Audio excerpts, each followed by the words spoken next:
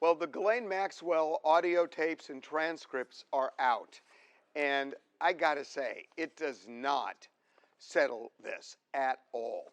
And especially with respect to Donald Trump. Look, before I get into what she said on this, we have said now for a month and a half, 2 months, that we have sources who have seen the Justice report, the Justice Department file, and they say, although Trump's name is mentioned multiple times, there is nothing incriminating in the Justice Department file.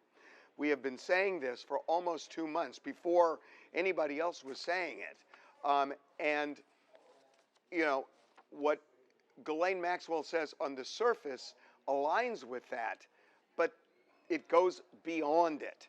And this is where you gotta wonder. I mean, she is effusive about Donald Trump. She is praising him. She is talking about how she admires him. Quote, "The president was never inappropriate with anybody. In the times that I was with him, he was a gentleman in all respects." You know, that's fine. That's her opinion. Then Todd Blanche goes into this book, the birthday book, the 50th birthday party book, back in 2003, and asks whether she recalls if Trump submitted a letter. She says, I don't remember, no recollection. Then Blanche asks, did you see a drawing of a naked woman? Remember, that's what the Wall Street Journal says, that the letter contains the picture of a naked woman, talks about, you know, all of the, you know, wonderful secrets. She said she has no recollection. You got to wonder, I mean, this book is not the core of what Ghislaine Maxwell is in prison for, or even about Jeffrey Epstein. But Todd Blanche spent a lot of time, or some time, because I listened to the audio on this, talking about the book. And, you know, why did he ask about that? Why was this so important for this interview? It was certainly important for Donald Trump, right, who is now suing the Wall Street Journal. And I'm not suggesting that there actually was a letter, because I don't know whether there was or wasn't one. But he is going out of his way to cross all the T's and dot all the I's. And with respect to Donald Trump. And you got to wonder, she's saying all of this, and it seems days later, without any public reason, she is transferred to a minimum security prison. Todd Blanche says in this, he said, there is absolutely no deal, right? We made no deal. Okay, well, was it just coincidence that days later, after she says this, that she gets transferred to a minimum security prison? Again, I am not suggesting she's hiding something about Trump. I don't know. I don't know. And there's no evidence I have, frankly, that she is. The only thing I know about are two things. One, I'm told that there's nothing incriminating about him in the Justice Department file. And two, what I'm told is that the real damning evidence against various people is contained in the civil lawsuits, where two judges have redacted a lot to protect various people. And I have no idea whether Trump's even mentioned in those civil lawsuits, but I'm told that's where the dynamite is. So I don't know what, whether Donald Trump has anything to do with anything here. According to Ghislaine Maxwell, nothing. But, you know, for her to say all of this, and then days later she gets transferred to a minimum security prison, and nobody says why, it does raise eyebrows.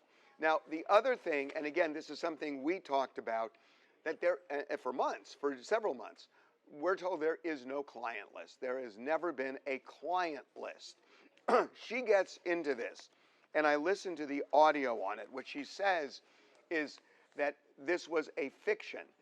It was a fake list from the get-go, emanated by one of Epstein's former butlers, who ended up being prosecuted in a RICO charge.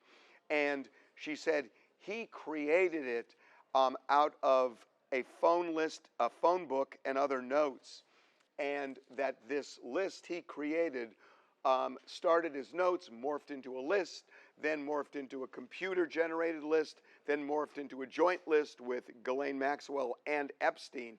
But she says it's all fake. There was never a client list. And frankly, that aligns with what we had been told too, that they've not been in possession of any real list. So, look, it is unclear, what Donald Trump's relationship was with Jeffrey Epstein, frankly. I mean, she says that as far as she remembers, he was never even at his house, that they were friends, but they were not particularly close friends. She never remembers him ever going to the island, never, as I read you, never saw him do anything inappropriate. But again, you mention this and you read this, and then days later, all of a sudden, for some reason, she gets transferred in a way most people in her position would never get transferred. And they won't say why. So you got to wonder about that. And then finally, she says she does not believe Jeffrey Epstein committed suicide in his jail cell. And she doesn't have any backup knowledge to support that, but says she absolutely does not believe that he committed suicide. So that is what we're left with. I mean, it was a long, long interview. I believe 380 pages of transcripts, and a lot of it is heavily redacted. But that is what we're left with. And, when you see how effusive, it's one thing to say, yeah, I remember Donald Trump. I don't remember him doing anything inappropriate. And I never remember him going to the island or doing anything like that. That's one thing. But she is expressing admiration for him. And it goes beyond just a narrative. So you got to wonder, was somebody dangling a carrot, either explicitly or implicitly? And did she do what they wanted? I mean, I think when you look at this, yes, the answer is yes, that there is nothing in what she said other than admiration with respect to Donald Trump. And I want to restate, I know absolutely nothing based on the people I've spoken with, who have seen the Justice Department file. I'm told there's nothing in there in any way that implicates him in any of the wrongdoing. But man, when you look at how effusive she is, and then all of a sudden she gets this sweetheart transfer, you got to wonder.